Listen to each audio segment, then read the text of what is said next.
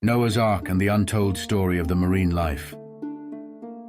Picture this: a vast wooden vessel, teeming with life, bobbing on the tumultuous waves of an all-encompassing flood.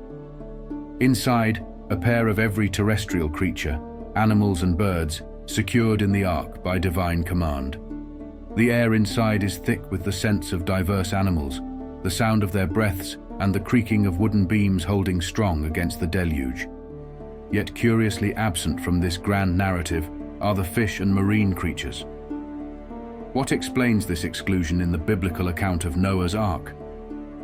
Let's delve into this lesser-known aspect of one of history's most enduring stories, tracing back to the ancient scriptural passages and theological interpretations that shed light on this enigma.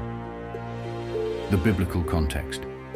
In Genesis 6:7, God reveals his regret for creating mankind and decides to erase humanity, along with the animals, creeping things, and birds of the sky.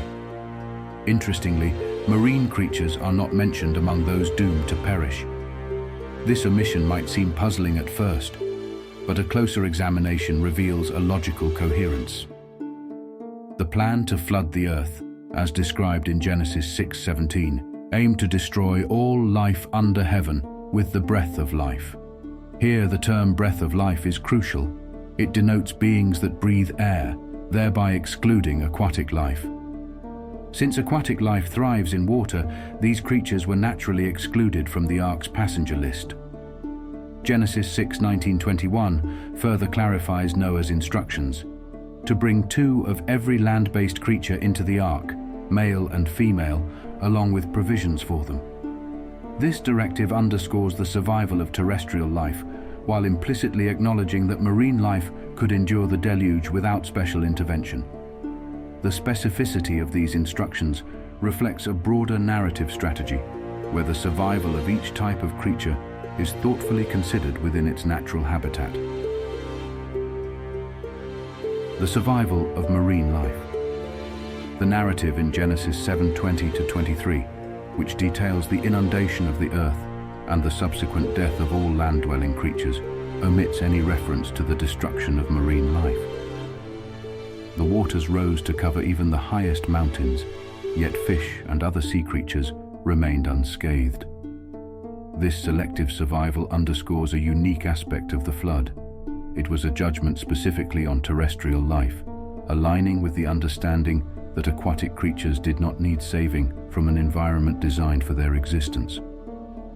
Imagine the scene. As the floodwaters surged and terrestrial life struggled for survival, the marine ecosystem continued its existence unperturbed, a silent witness to the cataclysm above. This distinction is significant as it highlights the intention behind the divine judgment, targeted at the corruption of human and terrestrial life, while leaving the seas and their inhabitants as they were. Cultural and theological insights. The Hebrew worldview, reflected in the biblical creation narrative, categorizes life into 3 realms: marine life, flying creatures, and terrestrial animals. Genesis 1:21 recounts the creation of marine and flying creatures on the 5th day, while land animals were created on the 6th.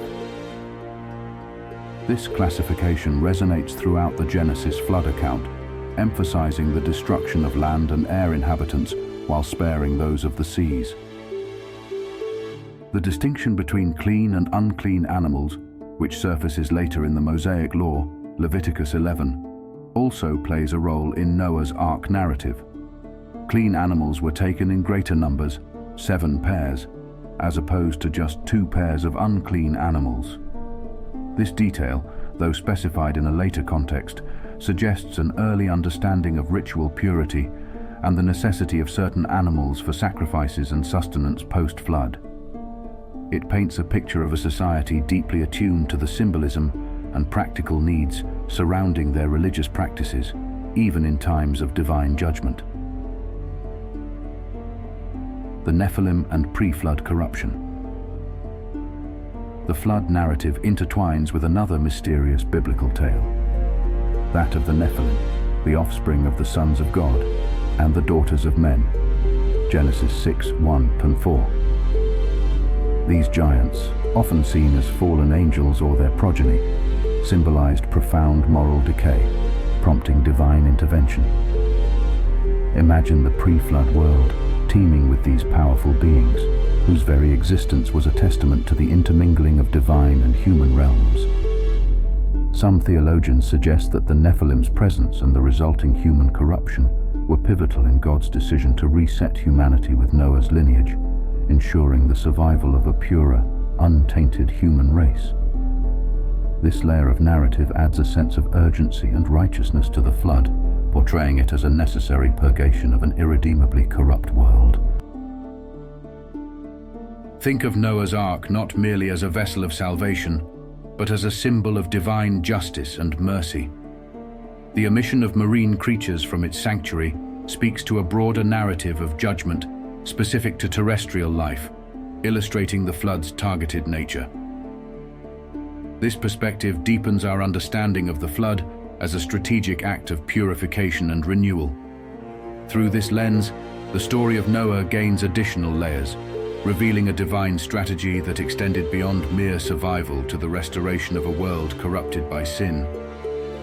This profound tale, filled with intricate details and deep theological implications, continues to inspire and intrigue, inviting us to explore the divine mysteries woven into the fabric of our ancient texts.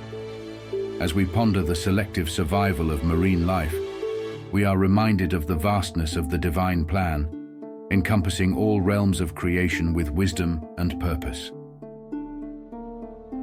If you found this content valuable, please support me by subscribing so you don't miss any of our upcoming videos.